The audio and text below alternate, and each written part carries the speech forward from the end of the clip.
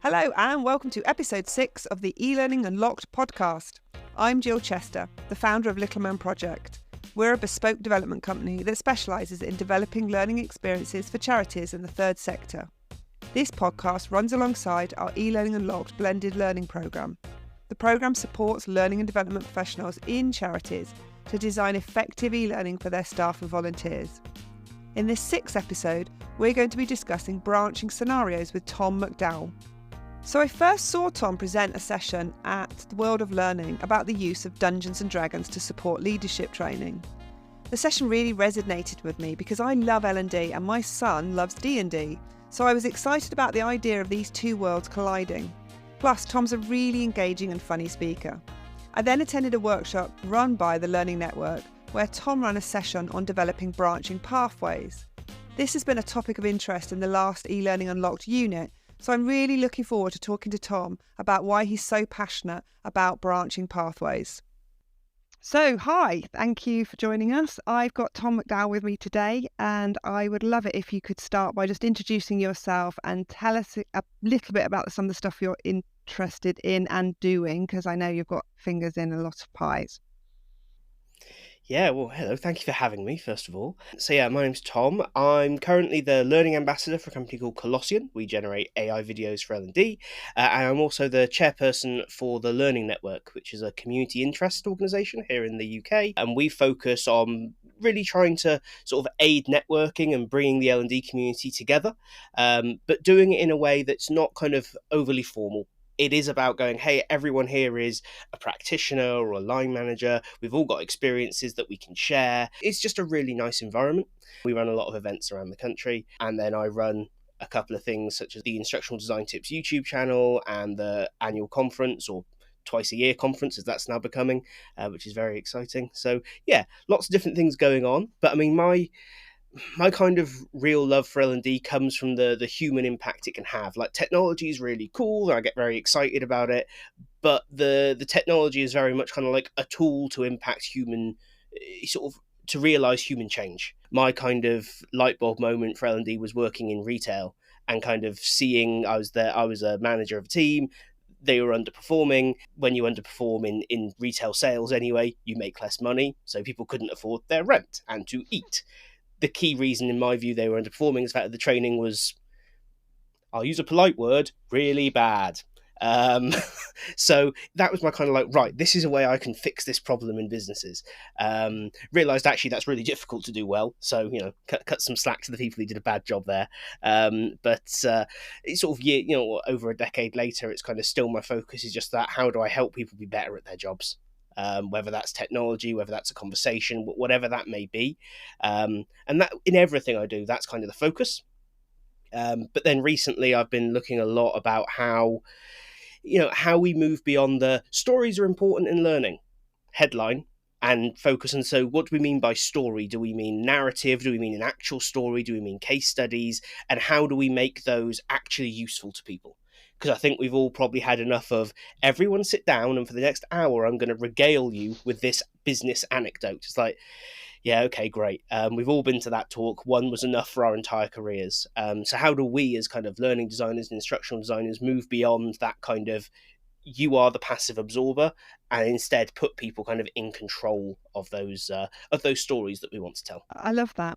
I want to talk about the storytelling side, but I just want to quickly jump back to, I love that your focus is on the individual change, because a lot of the time I'm focused very much on organizational change. So, an organization will come to us and, we'd like a module on this, and okay, well, what's the change you want? What's the, what will be the impact? How will we know success? But I love that idea. And it's not to say that we aren't thinking about the learners all the way through, because we're not going to meet that success unless we are engaging them and bringing them on the journey of change. But I love that that's your complete focus. Is you didn't mention organizational change. You're talking about how can I help somebody do their job better or make the change that's needed. I think that's brilliant. Yeah, and I think the two go hand in hand, right? I think there was a really interesting piece actually. My wife was talking to me about it. We have super I was interesting going to say, conversations in our house because she works in L&D as well. And we were talking about, or she'd read this paper about how in like all the well-being stuff that L&D is spending a lot of time and effort creating right now, anything that is at an individual intervention level has a really low percentage chance of having any impact. It has to be done at a wider organizational level before those individual interventions can be effective. wow. Um, but I feel like often what happens is we do one or the other. We either do only individual or we do only organizational, and we forget that, like with learning content, right? We go, is it this or is it that? And always blended turns out to be Yeah, best, right? yeah, No matter what new technology comes along, eventually we make our way back to blended. And the same is true of this change stuff. You can't just do it just top or just bottom. It's got to be both. But I often find that without organizational change already at least being in motion, individual intervention is very difficult, because it's all very well saying, hey, you should work differently. If the entire business is saying, no, do it this way, yes. it's a lot to ask of the individual, right? Yes. I'm going to put, as an organisation, we'll put loads of pressure on you, but we're going to do some yoga sessions, and that'll fix everything that we've done to you in that week. Absolutely. It's No, just no shame magic, on right? yoga. Um, Just it's not. no, but it's I always refer to it as like performative well-being from the business. It makes the business feel fuzzy Yes. that they're looking after their people without actually having to look after their people. And I think it's I think it's a big problem, but I don't think it's the only area where that's true. I think a lot of L&D led initiatives end up falling into that performative category. They make everyone feel better, but then when you go, so has anything changed 6 months Yeah. on? And the answer is no. Yeah. And that's a real challenge for ourselves to look at how we practice our trade and say, how do we just hold ourselves to a higher account, Well, we've already gone off a track that I really want to explore, but I really want Yes, to talk to yeah. you about storytelling. So, Tom, you're going to have to come back because I just want to do this all Mm. the time. So, I've heard you speak a couple of times, and I'm going to say what I felt I took away rather than necessarily what you were, but it was really about kind of role Love playing, it. storytelling, and the use of scenarios. So, you've kind of touched on why you do that in terms of just not straight storytelling. So, can you just delve in a little bit more about that? Yeah, so I think storytelling is kind of our oldest way of teaching, learning, and exchanging information, right the way back to when we were painting on the side of caves and we kind of went, this one's dangerous and this one's food, chase that, run away from that. That's our most basic form of storytelling, and we do it right from the very start of our lives today, right? We tell each other stories. But I think we often kind of stop there in our conversation about stories. So stories are really powerful, so use stories. And so we start to write stories in the way that we all learn to write stories. I, the author, tell you what the beginning, the middle, and the end is, and in between there, it's a hero's journey, or it's a this, or it's a that. And we end up accidentally creating very lovely but entirely passive experiences. Um, and I think Tolkien's kind of hatred for allegory was seen around this, where allegory was the domination of the reader by the author, whereas applicability is giving an idea and allowing the reader, or the learner in our case, the ability to apply it to wherever they are right now. It's the reason why certain books have remained popular over very long periods of time, and certain stories and books die out and become very unpopular because they're too confined. It's too, this is it and this is the only way to view it. I think it's the same with our content. By creating content that's focused on applicability, so it can move through different contexts, it can adapt to the learner. We start using words like adaptive learning and things like that, but I worry that then we get too attached to certain technologies, so I try and avoid them for as long as possible. We start to go, hey, I've created this story, but actually it's about you, not about my intent as the author. And so we start removing chunks of our story or creating sort of different ways the story could go. And I mean, this became popular a very long time ago. Like, none of this is new, but I feel like it's underutilized. For those nerds in the audience, if you read fighting fantasy novels in the late 80s and early 90s, or later, because they are still around, but they're not as popular anymore, or if you play role-playing games like Dungeons and Dragons or anything like that, or even sort of now, I guess, computer games are sort of in that space, though I feel they're a little bit more prescriptive inherently. But give the key thing being that you've still got this story, you've still got this wonderful narrative with these key beats and moments in it, but you are giving the learner control over how they move through that story. Because if you think about your favourite story, I guarantee if I love that story as well, we will think of it in two different ways. We will have different characters that we think about the most, or different plot lines we wish were explored more, or a different interpretation of who the bad guy in the story was. Allowing that to be the case is what makes stories effective. If we just view a story as, here is something that I'm going to tell you and you're going to listen to and now you're going to change, we rely on the author or the creator of the story being perfect in all ways and at all times. And that's just not going to be true. It kind of tricks people into thinking that if they do this, they'll always be correct. And that's really dangerous in the workplace, because we all know everything we learn has to be applied to a context. And stories should be the key to unlocking that, not be kind of a point of tricking people that context doesn't apply. It's interesting because you've alluded to, and I've heard you speak before, around the idea that the story, that you shouldn't necessarily drive the story, because so often when we write branching scenarios, we might be we might be not tricking, but allowing the learner to go down a path that's wrong, that maybe they do, so we've done one where somebody arrives at a humanitarian camp and they need to decide where they're going to set their camp up. And this is based on the problem that people were just talking to a couple of people, setting their camp up, and then we'd work out there was 2 women's camps next to each other and there was no children's centre. Do you know what I mean? That was miles away. Yeah. So people weren't kind of coordinating there. Anyway, so the point was that we took the story from what people did and allowed them to do better through this story. But what you're talking about is much more, I would suggest, a harder storytelling technique where you're actually just allowing them to naturally go in different places and less instructional led, in the sense of we didn't let them know that they were being instructionally led, but we were leading them. Whereas you're talking about, no, just go for it. It's just decisions and just what happens. And then the learner is almost put more in control, but also more responsible for what they take out of it. Am I right?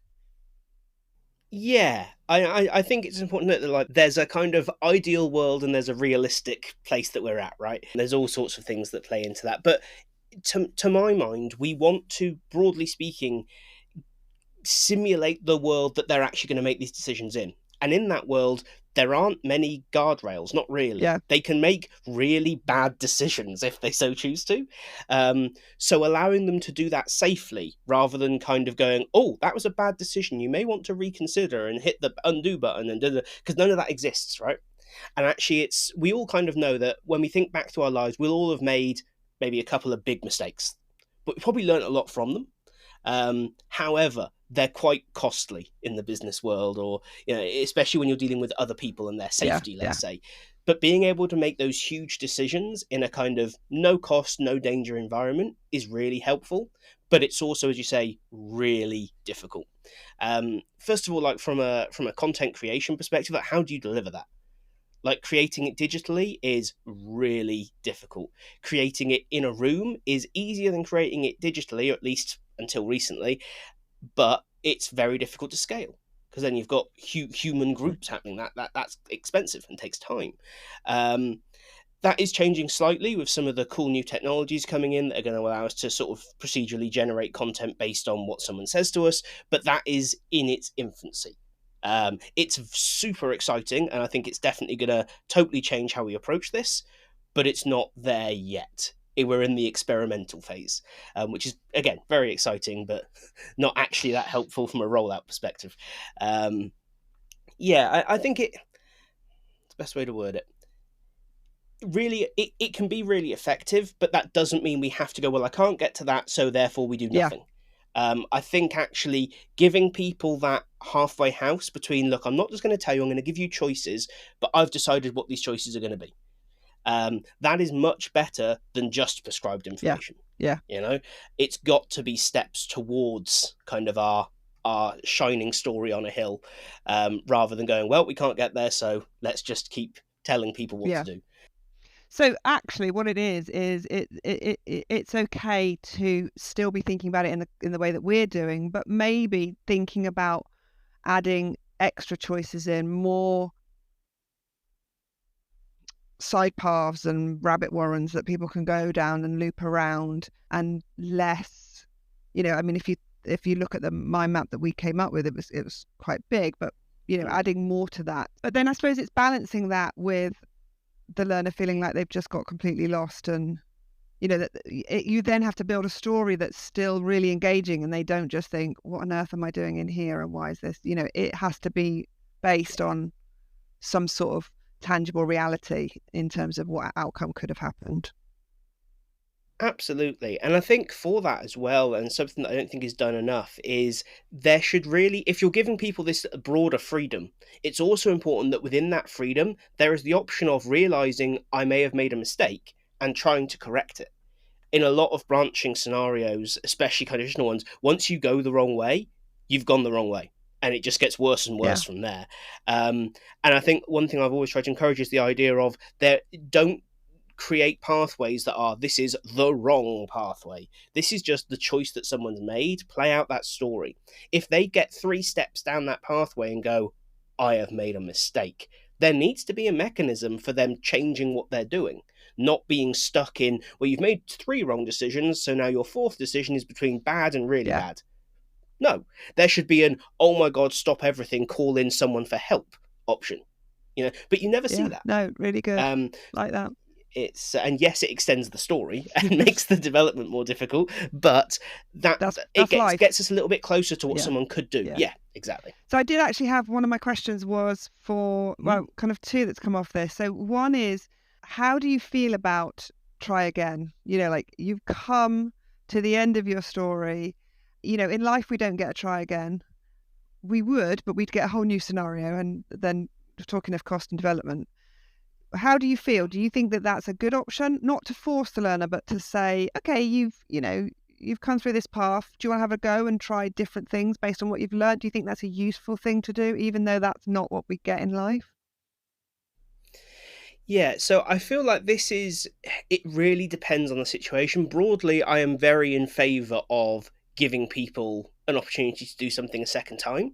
One thing I've tried recently, actually, with mixed results, I'll be honest, is say, hey, you can try again, but you have to wait at least 48 hours. So it locked them out on the platform level to say, hey, you can try this again, but not right now. The idea being that right now, that whole scenario is very live in their head. We actually want to leave them with that for a little while. Let them, they'll take time to reflect. No, they've just learned what not to do. So now they're going to come back and, we all know how this works, right? We've all been in a workplace where someone passes around the multiple choice quiz questions for the GDPR assessment. It's not quite the same, but it's verging on it. I think that forced time gap makes a big difference. But I think not forcing it is the key thing. Like, realistically, these make bad assessment tools. There's too much sort of opinion involved in the answers. So I would say they're always going to be formative anyway. So what's the harm in someone redoing it, so long as it's not just spamming through to get a higher score? And if they're worried about getting a higher score, that probably says more about what we've made out to be the important thing here than it does anything to do with them. But broadly, I'm in favour of being able to do it again, just thinking about how we can make that a useful process. Yeah, that makes sense.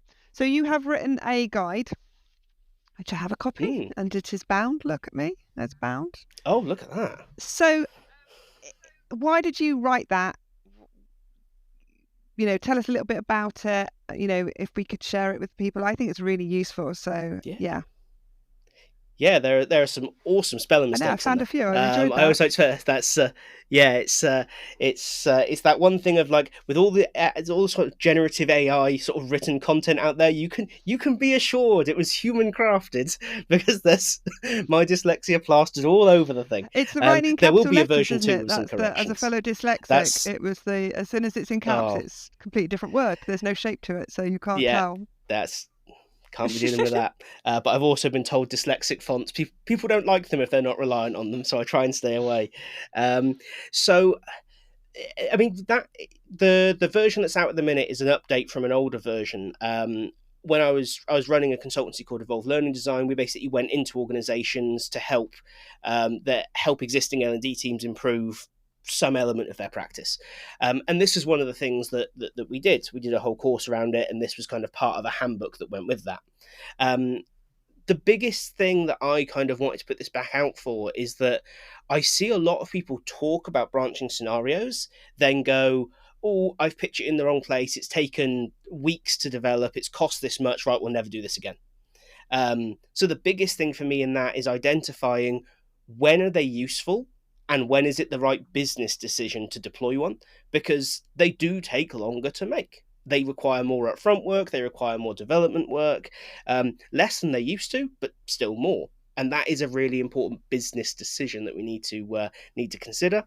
But I also really want to encourage people, especially with all the new technologies coming out. People are worried about, oh, is my job still going to be here? Blah, blah, blah. This is a prime example of where a human being needs to do the thinking here.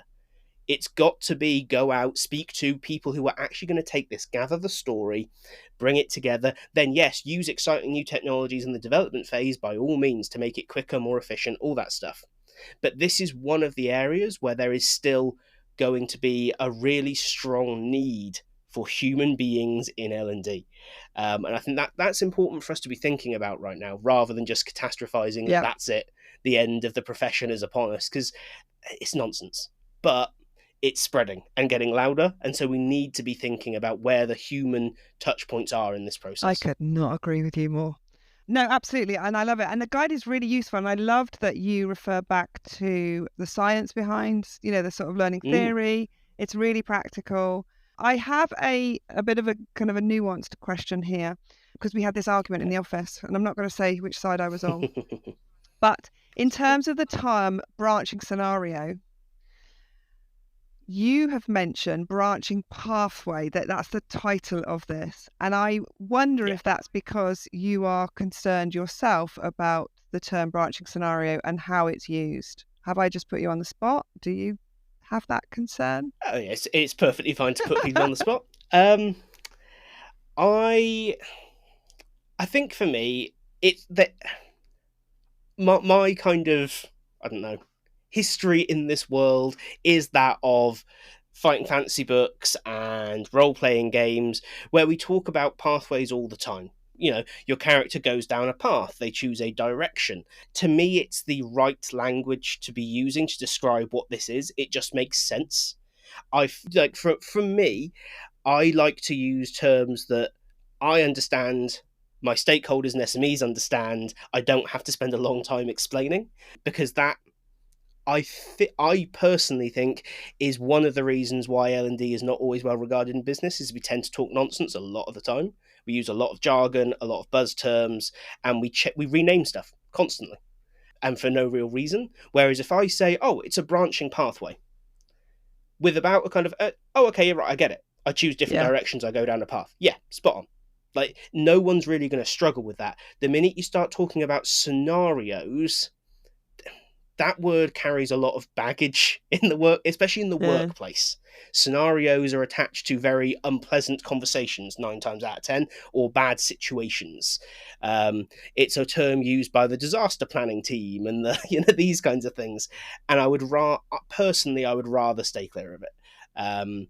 But it's one of those things where it's my opinion, but I don't feel so strongly about it that I would get upset if someone was using the other. There's lots of words we do like to fiercely debate in L&D, but this is not one of them. This is it. So the argument we had was, the discussion we had was whether or not when you get a scenario and you're asked a question and you make a choice and you're given feedback, is that a branching scenario? Or do you need to, and I'm going to give away my view, you need to branch to a new response based on what happened, i.e., is something a scenario question? I'm really giving myself away. Or does the element of saying branching mean that you have to navigate into? Anyway, so I'm just interested in your take on that. Oh, yeah, definitely. I mean, personally, I think for it to be effective, the feedback needs to come right at the end. Right. Like that, my view is that you should follow the pathway you've chosen, the decisions. You should see the outcomes, because that should inform the next set of decisions you're making. But feedback, again, that's not how the real world works. You see the ramifications. You don't get a little pop-up immediately saying, so you've made a slightly bad decision. This drops your decision points by 3, and that stuff's, again, very technically cool, and I get the thinking behind it, but it's so abstracted from reality. I think we start to damage the effectiveness of the whole. So I think that kind of stuff, move that right to the end. So once they've gone through the human story, as it were, then come in with the instructional piece where you say, hey, you scored on whatever metric you're trying to measure, whatever it might be, or multiple metrics was probably more effective, and then provide some sort of in-depth feedback rather than per choice feedback would be my thinking. Otherwise, yes, they are just scenario-based questions in a big long line, which is fine, but you can't expect that to achieve the same change as a really great branching pathway. No, I think that's a really useful distinction, and I like that you come back to, because I much prefer scenario-based questions than quiz questions. So you're not suggesting that they're bad, you're just saying that they are two different things. One is a scenario question and one is a much more involved journey pathway. I love that. Absolutely. Yeah. So when you are thinking of doing one of these, I know that you have some kind of pre-steps in terms of, whether making the decision and whether or not that's the right thing. Can you just talk us through that kind of process, top level process that you would follow in terms of the steps that you would take once you had that nugget of, actually, I think the solution to this is branching pathways? Yeah, so I mean, the biggest thing, once I kind of, from a learning perspective, I'm thinking it's the most effective way to go, because I tend to think of our job is to be radical but essential. So we deliver essential change effectively and efficiently, no matter how radical it is. That doesn't mean as radical as we can make it, obviously. So if I've decided that's the most effective, the next portion of that is efficiency. Is this the most efficient way to deliver that level of impact to the business? And that means looking primarily at total cost. And this is something that, in my own personal experience, L&D tends to be quite bad at. We look at, I'm already paid for by the business. So no, if you do this and not something else, there's a huge opportunity cost. Every minute you're working on this, you're not doing something else. And that is a cost to the business. It's a cost in terms of what they're actually paying you. It's a cost in the tools and resources you're tying up. Chances are it's not just you. Are you tying up a graphic designer? Are you pulling in time from your SMEs? Are you piloting and testing this? That's all cost, not impact. So it's really important that you get a grip on, what is this going to be, and is the business comfortable with that level of expense for this level of change in this area? Because just because something needs fixing actually doesn't mean it always needs to be fixed, which seems paradoxical, but sometimes other things are just more important. Prime example, for those who remember when GDPR was first released in the UK, I had 6 or 7 training priorities in the business that were really, really important. Overnight, they became almost irrelevant because GDPR became the thing we needed to train people on. And that's just the reality of working in L&D, right?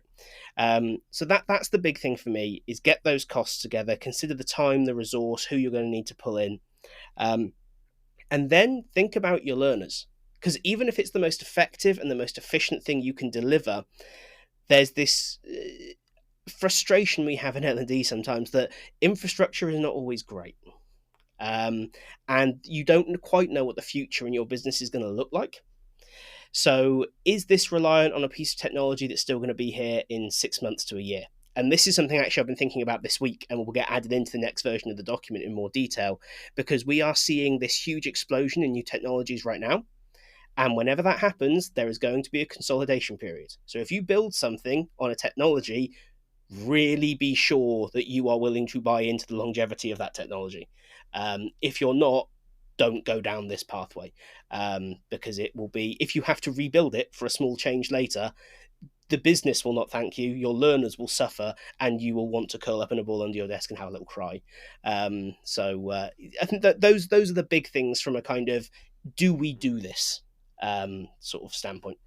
Yeah, no, that's really interesting. I like to do things that I enjoy as well. So there's always this danger that this sort of scenario-based stuff is so much fun to do that it can be really dangerous. And I also think, one of the things we've looked at in e-learning unlocked is, when we've looked at all the instructional design theories, so many of them come back to storytelling and scenarios, that it does feel like the obvious answer. But it is a really useful thing to kind of reflect on, just because I can tick the box of being instructionally sound, and just because I want to do this and it'll be fun, and my learners will probably enjoy it more than that boring bit of e-learning that we currently do on X, doesn't necessarily mean that it's still the right answer. And that's quite a challenging reflection that we have to have. It is, and I feel like part of that is a big discussion we need to have in the industry about what are we here to do. I feel when we look about, went into businesses, one thing we'd consistently find is, our team's NPS is really high, our learner satisfaction scores are really high. It's like, great. Do you realise the business couldn't care less about any of that stuff? That's not what you're here to do.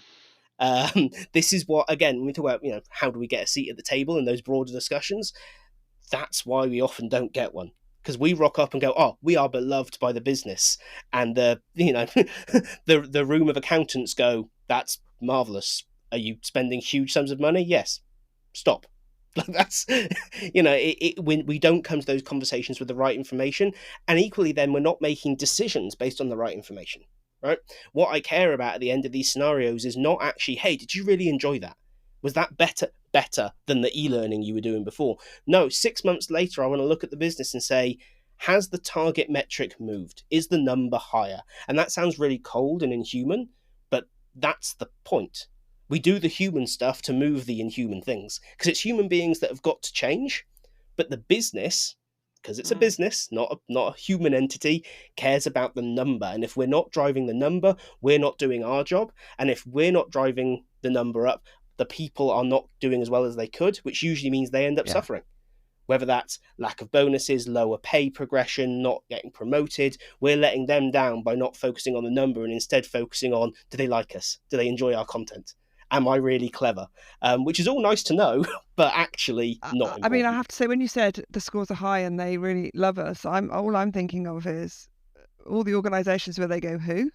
What is L&D? Like, I'd never even heard of this. I've done some training, but that's a different problem, right? So, yeah, I would love to have that bit first, that they love us. But yes, I totally agree with you about the business. It's about the change that you're making and the impact that you're having. And, with that balance of, as we were talking about at the very beginning, with that balance of actually what it's doing for the individual as well as the organisation. I love that. Absolutely. So are you willing for us to share a link to your brilliant guide in the show notes? Oh, absolutely, yeah. Just drop it in. It's there as a PDF. The only thing with the current version is I have had some people come back to me and say there's issues with some screen readers. So I'm working on a new version at the moment, but that'll get updated, and I'll share an updated version with that as soon as it's sorted. And we've kind of touched on the tool side, but obviously with the emphasis that that's not important. But you do include some really interesting online solutions and AI solutions in the guide. So I think that is really useful, particularly for our audience where there's no money. Quite a lot of those solutions are free, or there are free versions. So yes, I think if you're thinking this is all great and I really want to do it, but now I have no idea how to start, 100% go to the guide, because it does really help you. So I like to ask people at the end about how they learn. And so I would love to know if so for instance, I'm scared to use AI as a topic. There's no way you can learn that, and it's just overwhelming. And I start and then I just think, stop sending me emails. I can't cope anymore. But what is the way that you maybe not necessarily learn about a specific thing, like I need to know how to code in, but maybe that kind of ongoing thing that we must do when we're working L&D, well, probably across all businesses, of continually developing ourselves. So learning the things we didn't even know we needed to know. What's your way of doing that? Oh, so that's so tricky. We said it's always a blend, and that's a real No, I cop out love. answer at this Just point, tell I us the think, isn't blend. it? But yeah, for me, I mean, the major unlocker for me was going to industry events. And that doesn't necessarily mean conferences, because conferences are really expensive and usually very prescriptive. Um, Going to networking events, going to co-works and meetups and smaller things around the country, but also like in mainland Europe. Like the US ones are amazing, but there's huge costs involved in that, right? Whereas actually to get to, there was an awesome event in Belgium a couple of weeks ago. Eurostar ticket, if you book in advance, is like 40 quid. You know, you can. It's cheaper than getting to London from Yeah. where I live. It's madness. So going to events, that's where you find out what you never knew you didn't know, because you overhear conversations or come across things that are just like, didn't know this was a thing, or didn't know other people were thinking about this. And especially in the tech space, there's a lot of that right now. The flip side of that is I read a lot. As kind of it's and the ones behind. It's books aren't just props for backgrounds and videos, and I feel like there is this almost dismissiveness now of, oh, we work in digital learning, a lot of our stuff's digital or facilitated or podcasts or videos, why would I want to go back to a book? There's huge value. There is a reason Kogan Page is still churning out awesome L&D books, because it captures people's insights in a slightly more permanent way. You get a very different kind of insight. If something's written, there's a belief that it's somewhat ongoing. It's not of the moment information. It's something you can pick up in a year's time and still be relevant. And we lack that in the kind of digital CPD space, in my opinion. A lot of it is very, hey, this week this has come out and I'm experimenting with this, and there's huge value in that. But there's also huge value in these really strong underpinnings that we can go, oh, I've forgotten how to, I don't know, implement that particular piece of the accessibility guidelines. Let me grab Susie Miller's book. That'll tell me exactly how to do it. There's huge value in that, because you're never going to remember everything. Having a kind of reference and they to go are back the to original is really mobile key. learning. This is it. I know that we can do it on, we can watch videos and, everything, do e-learning on our phone, but there's nothing like just throwing a book in your bag and, And then recommend it. Lend it to people. I've got one I've never had back yet, so maybe I've stopped lending now, because I'm still asking for this book that's now doesn't even get published, but I still keep thinking, I know there's something on that book, in that book, that would be useful. But no, I agree, absolutely. I promote them. And I think, I'm going to plug the Learning Network because I'm new and you maybe won't do it because you're the chair. But to me, going back to that kind of networking, and I think that is an amazing place to do that. The fee to get in is really low. So it's really accessible to everybody. And, the networking opportunities, both physically and online. I was at the book club last night talking of books. Is really, really useful. So I think maybe you've just queued me up to do that plug. But I think definitely in terms of both those things, in terms of networking, but also books, the Learning Network is a great way to start that process. If you're thinking, this sounds great, but I don't know where to go to these things, then I think that's a good starting point for people.